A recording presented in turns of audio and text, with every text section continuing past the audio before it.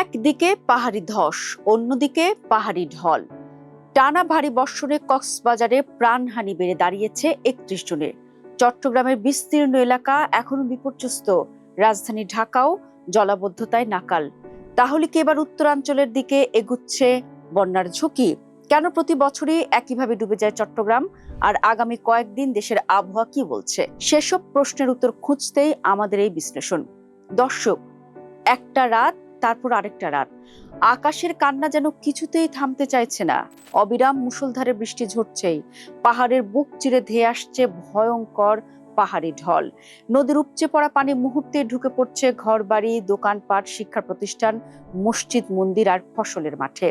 কোথাও মানুষ বুক সমান পানি ঠেলে নিরাপদ আশ্রয়ের খোঁজে ছুটছেন, আবার কোথাও গভীর রাতে পাহাড় ধসে মুহূর্তেই মাটির নিচে চাপা পড়ছে একটি পরিবারের শেষ আশ্রয়টুকু। বিদ্যুৎ বিচ্ছিন্ন, বিশুদ্ধ পানির সংকট তীব্র, খাবারের অভাবে বিপাকে হাজারো মানুষ। কয়েকদিনে টানা বর্ষণ যেন পুরো দক্ষিণ পূর্বাঞ্চলকে দুর্যোগের এক বিশাল জনপদে পরিণত করেছে। দর্শক, এই দুর্যোগের সবচেয়ে বড় মূল্য দিচ্ছেন সাধারণ মানুষ। সর্বশেষ তথ্য অনুযায়ী কক্সবাজারে বন্যা, পাহাড় ধস এবং পাহাড়ি ঢলে প্রাণহানির সংখ্যা বেড়ে দাঁড়িয়েছে ৩১ জনে। নিহতদের মধ্যে রয়েছেন উখিয়ার রোহিঙ্গা ক্যাম্পে আশ্রয় নেওয়া ১৫ জন রোহিঙ্গা, যারা যুদ্ধ আর নির্যাতন থেকে বাঁচতে বাংলাদেশে এসেছিলেন, কিন্তু প্রকৃতির নির্মম রোষ থেকে রক্ষা পাননি। রামুর কচ্ছপিয়ায় বাড়ি ফেরার পথে বন্যার প্রবল স্রোতে ভেসে যান ৬৫ বছর বয়সী নিরঞ্জন চন্দ্র দাস। একই দিন চকরিয়ার কৈয়ার বিলে প্রায় ২৩ ঘন্টা নিখোঁজ থাকার পর উদ্ধার করা হয় ১৩ বছরের সজীব দাসের মরদেহ। এর আগের দিন পাহাড় ধসে প্রাণ হারান এক গৃহবধূ। পেকুয়া ও চকরিয়ায় বন্যার পানিতে ভেসে মারা যান আরো ২ জন।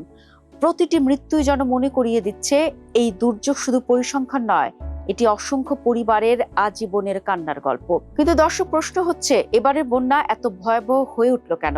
এর প্রথম কারণ, বর্তমানে বাংলাদেশের উপর মৌসুমী বায়ু অত্যন্ত সক্রিয়। বঙ্গোপসাগর থেকে আসা বিপুল জলীয় বাষ্প চট্টগ্রাম ও কক্সবাজারের পাহাড়ে বাধা পেয়ে খুব অল্প সময়ের মধ্যে অতি ভারী বর্ষণে পরিণত হচ্ছে। আবহাওয়াবিদরা একে বলেন ওরেগ্রাফিক রেইনফল, অর্থাৎ পাহাড়ের কারণে এই অঞ্চলে দেশের অন্য অনেক এলাকার তুলনায় অনেক বেশি বৃষ্টি হয়। দ্বিতীয় কারণটা হলো পাহাড়ি ঢল।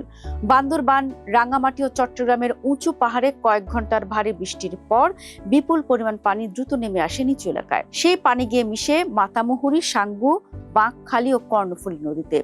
একদিকে টানা বৃষ্টি, অন্যদিকে পাহাড়ি ঢল, দুই মিলে নদীগুলি খুব দ্রুত তাদের ধারণ ক্ষমতা হারিয়ে ফেলে। তখনই শুরু হয় ভয়াবহ প্লাবন। তৃতীয় কারণটি পুরোপুরি মানব সৃষ্ট। বছরের পর বছর পাহাড় কেটে গড়ে উঠেছে ঝুঁকিপূর্ণ বসতি, খাল ভরাট হয়েছে, জলাধার দখল হয়েছে, ড্রেনেজ ব্যবস্থা অনেক জায়গায় অকার্যকর হয়ে পড়েছে। ফলে যে পানি একসময় কয়েক ঘন্টায় নেমে যেত, এখন তা আটকে থাকে দিনের পর দিন। আর পাহাড়ের আলগামাটি অতিরিক্ত পানি ধারণ করতে না পারে ধসে পড়ে। আধুনিক জেনারেল হাসপাতাল ও উন্নত প্রযুক্তি এবং অভিজ্ঞ চিকিৎসক দলের নিরলস প্রচেষ্টায় আমরা আছি আপনার পাশে। ডেল্টা হাসপাতাল, মায়ের মতোই যত্নশীল। তাই বিশেষজ্ঞরা বলছেন, শুধুমাত্র প্রাকৃতিক দুর্যোগকে দায়ী করলে পুরো সত্য বলা হবে না। অপরিকল্পিত উন্নয়নও এই বিপর্যয়ের অন্যতম কারণ। দর্শক, এদিকে শুধু চট্টগ্রাম নয়, একই সময় রাজধানী ঢাকাও জলাবদ্ধতায় বিপর্যস্ত হচ্ছে। কয়েক ঘন্টার ভারী বৃষ্টিতেই প্রধান সড়ক থেকে অলিগলি পর্যন্ত হাঁটু সমান পানি জমে যায়। প্রশ্ন হলো, পাহাড় না থাকলেও কেন ডুবে যায় ঢাকা? এর উত্তর লুকিয়ে আছে অপরিকল্পিত নগরায়নে।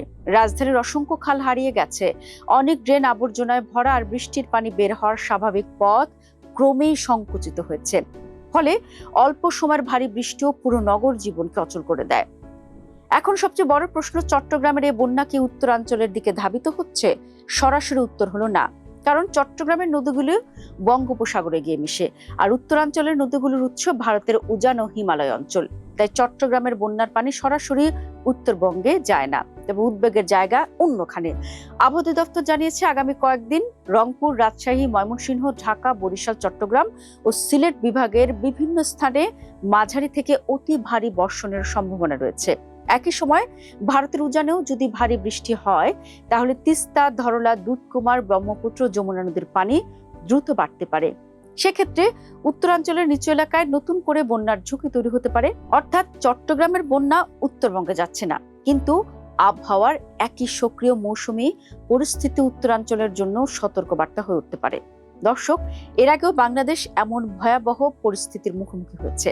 2022 সালে সিলেট ও সুনামগঞ্জে স্মরণকালের ভয়াবহ বন্যায় লাখো মানুষ পানিবন্দী হয়ে পড়েছিলেন। বিদ্যুৎ, যোগাযোগ ও খাদ্য সরবরাহ প্রায় ভেঙে পড়েছিল। আবার 2024 সালে উত্তরাঞ্চলের কুড়িগ্রাম, লালমনিরহাট, গাইবান্ধা, জামালপুর ও সিরাজগঞ্জে বন্যার পানিতে হাজার হাজার হেক্টর ফসল তলিয়ে যায়, ভেসে যায় মাছের ঘের, মারা যায় অসংখ্য গবাদি পশু, ক্ষতিগ্রস্ত হয় সড়ক, সেতু, শিক্ষা প্রতিষ্ঠান এবং হাজারো মানুষের বসত বাড়ি। সেই অভিজ্ঞতা বলছে টানা বর্ষণকে কখনোই হালকাভাবে নেওয়ার সুযোগ নেই। এদিকে কক্সবাজারের বর্তমান চিত্র উদ্বেগজনক। জেলার 71টি ইউনিয়নের মধ্যে 69টি বন্যায় ক্ষতিগ্রস্ত হয়েছে। প্রায় 2.5 লাখ মানুষ পানিবন্দী। 648টি আশ্রয় কেন্দ্রে আশ্রয় নিয়েছেন হাজার হাজার মানুষ। পানি নামতে শুরু করলেও দেখা দিয়েছে নতুন সংকট।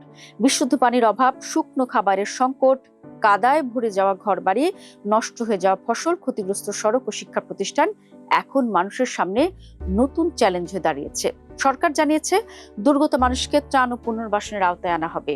এই মাসের বাকি দিনগুলোতে ঋণের কিস্তি নেওয়া বন্ধ রাখা হবে। জেলা প্রশাসন বলছে উদ্ধার, ত্রাণ বিতরণ এবং ক্ষয়ক্ষতির তালিকা তৈরির কাজ একযোগে চলছে। তবে স্থানীয়দের দাবি, প্রয়োজনের তুলনায় সহায়তা এখনো যথেষ্ট নয়। এবার আসি আগামী কয়েকদিনের আবহাওয়ার পূর্বাভাসে।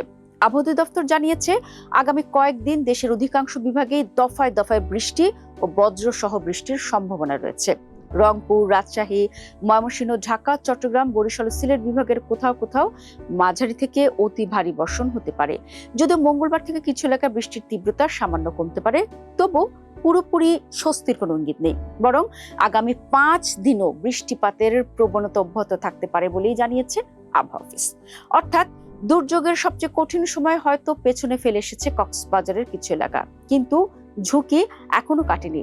কারণ পাহাড়ে নতুন করে ভারী বৃষ্টি হলে আবারও দেখা দিতে পারে পাহাড় ধস, আবারও ফুলে ফেঁপে উঠতে পারে নদী, আবারও নতুন এলাকা প্লাবিত হওয়ার আশঙ্কা তৈরি হতে পারে। প্রকৃতির সঙ্গে মানুষের লড়াই নতুন নয়, কিন্তু প্রতি বছর একই জায়গায় একই ধরনের প্রাণহানি, একইভাবে পাহাড় ধস, একইভাবে জলাবদ্ধতার, একইভাবে হাজারো মানুষের দুর্ভোগ আমাদের নতুন করে ভাবতে বাধ্য করে। শুধু দুর্যোগের সময় ত্রাণ বিতরণ নয়, পাহাড় রক্ষা, নদী খাল পুনরুদ্ধার, পরিকল্পিত নগরায়ন এবং কার্যকর পানি নিষ্কাশন ব্যবস্থা গড়ে তোলাই পারে ভবিষ্যতে এমন